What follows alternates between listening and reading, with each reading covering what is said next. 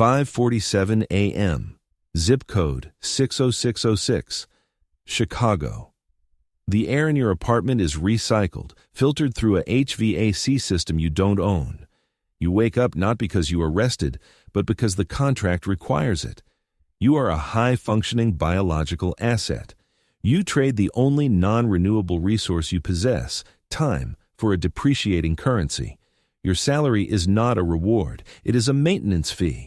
It is the capital the system provides so you can return to your station tomorrow morning. You feel secure because the numbers hit your Chase checking account on the 1st and the 15th. This is a cognitive error. Your 401k is a tax-deferred cage. Your Roth IRA is a rounding error in the AUM of Vanguard. You are a line item on a P&L statement in a glass tower you will never have the keycard to enter.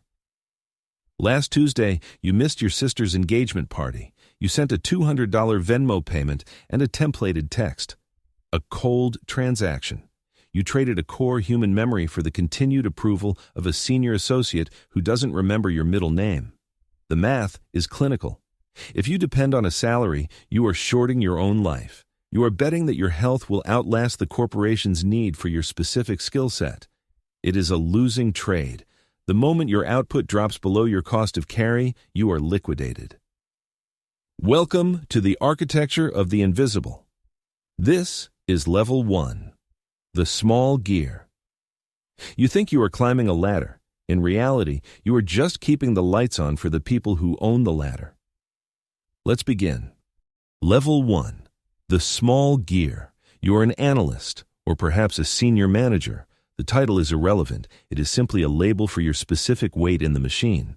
You reside in zip code 10004, Lower Manhattan. You pay $4,200 a month to live in a glass box so you can be 10 minutes away from a larger glass box. Your salary is a drug. It is a precisely calibrated dosage of dopamine designed to keep you in a state of just enough to cover the mortgage, just enough to lease the Audi, just enough to convince yourself that the 60-hour workweek is a temporary sacrifice. It isn't. It is the price of admission. To the system, you are an OPEX, operating expense. You spend your mornings looking at 10K filings, analyzing the efficiency of other people's labor while ignoring the inefficiency of your own. Your nervous system is redlining. Your doctor increases your dosage because the friction of existing in this architecture requires chemical lubrication. Another transaction, you find solace in your 401k. You see the numbers climb and feel the phantom warmth of wealth. But this is a controlled environment. You are restricted to a menu of mutual funds curated by HR. You are locked in by a vesting schedule, a leash made of deferred compensation. If you leave now, you forfeit $42,000 in unvested stock options. So, you stay. 3 weeks ago, it was your daughter's second birthday. You watched it through a FaceTime window while sitting in a conference room in Midtown. You told yourself you were doing it for her future. That is a lie. You were doing it because the system demanded a deck for a Monday morning internal review. You traded a foundational pillar of fatherhood for a good job email from a VP who will fire you in the next restructuring.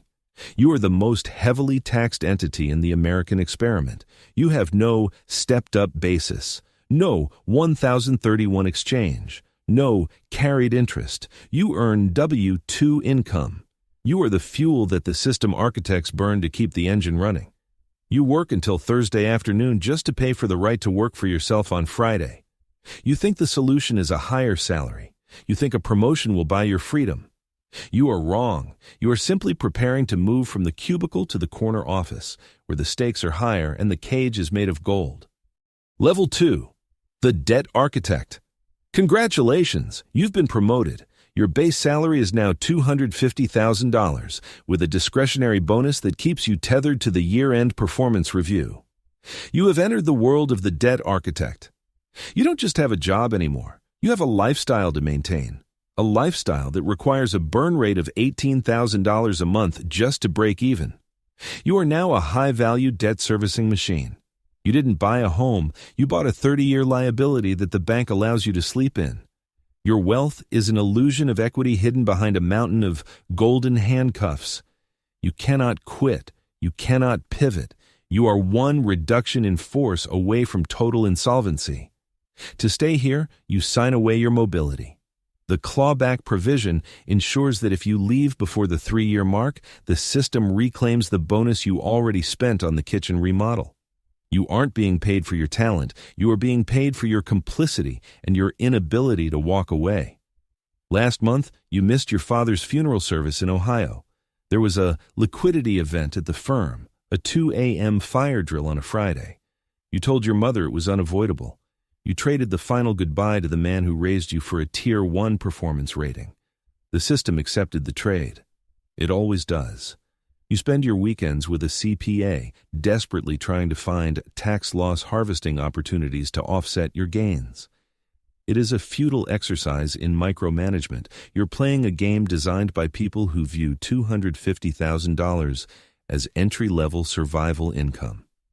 You are exhausted, yet you spend your free time browsing LinkedIn to see what the competition is making. You are the architect of your own prison. Every upgrade in your life, the private club membership, the summer house in the Hamptons, is just another bar on the cell. You are a level 2 asset, useful, productive, and completely trapped by your own appetite for status. You think you've reached the top because you have a nice view. But look up. Above the debt, there are those who don't work for money. They own the things that money buys. Level 3, the asset class. This is where the physics of wealth changes. You are no longer selling your time. You have transitioned from a service provider to an owner. You have crossed the threshold into the asset class. Here, your income isn't tied to your pulse. It's tied to the carried interest of a $2 billion private equity fund. You no longer have a 401k. You have a portfolio. You don't pay income tax. You manage capital gains. You utilize the 1031 exchange to roll real estate profits into larger, more industrial assets, deferring the tax burden indefinitely. To the IRS, you appear to be making nothing. To the banks, you are a god. At this level, the human cost becomes more abstract. It's no longer about missing a dinner, it's about the erosion of empathy. You look at a 10% workforce reduction in a subsidiary company not as 5,000 broken families, but as 200 basis points of margin expansion. You've replaced your conscience with a spreadsheet. Your second marriage ended last month via a 14-page PDF sent by your wife's counsel. You didn't fight it. You didn't even feel it. You simply called your attorney to ensure the stepped-up basis on your offshore holdings remained untouched. You traded the capacity for intimacy for the security of an ironclad balance sheet. You are learning the true meaning of liquidity. You move capital across borders at the speed of light to avoid slippage. You are no longer a citizen of a country, you are a citizen of the market.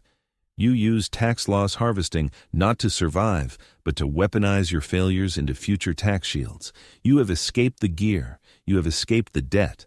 But you are still visible. You still have a name. You still have a face that can be summoned to a Senate hearing or a deposition. To truly win, you must become a ghost. Beyond ownership lies influence. Beyond influence lies the architecture. Level 4, the system architect. You have reached the level of the ghost. You no longer own assets. You own the rules that govern assets. You are a system architect. You don't work in a building in zip code 10005. You exist in the carried interest of history. Your decisions don't move stock prices. They move the cost of capital for entire nations. You are the silent partner of the Fed. You understand that inflation is not a tragedy. It's a sophisticated tool for devaluing the labor of the small gears while inflating the nominal value of your debt-backed holdings.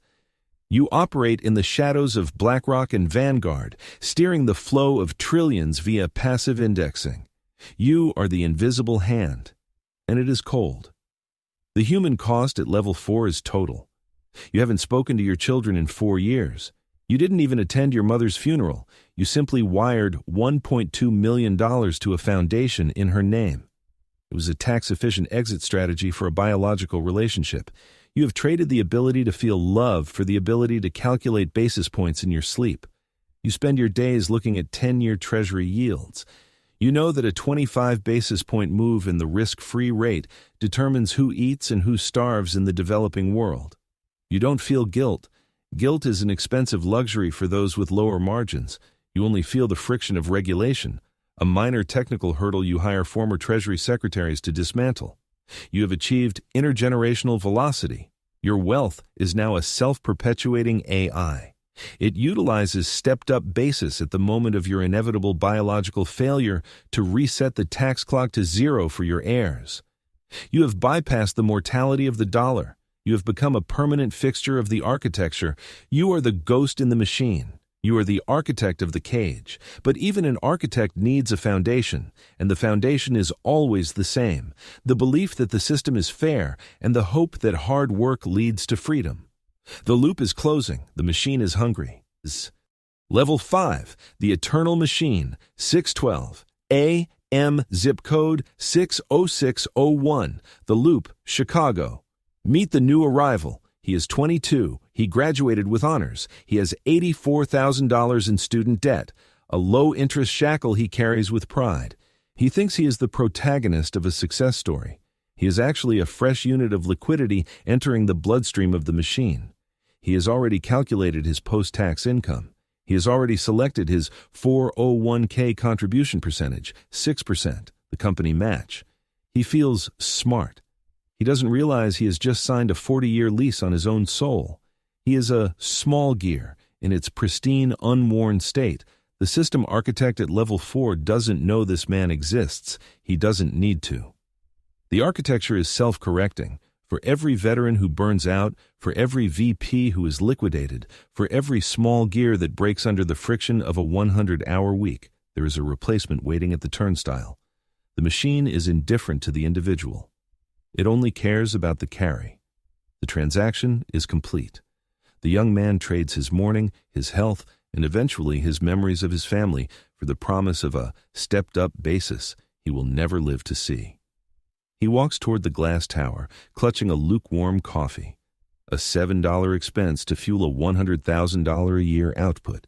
You are watching this because you think you can beat the system. You think you can find a side hustle, a crypto play, or a promotion that grants you exit velocity. But the exit is just an entrance to a higher level of the same cage. If you depend on a salary, you are not a player. You are the play. 6:14 a.m. The markets are opening. The basis points are moving. The human cost has been accounted for in the quarterly projections. You have exactly 8 minutes to get to your desk. Don't be late.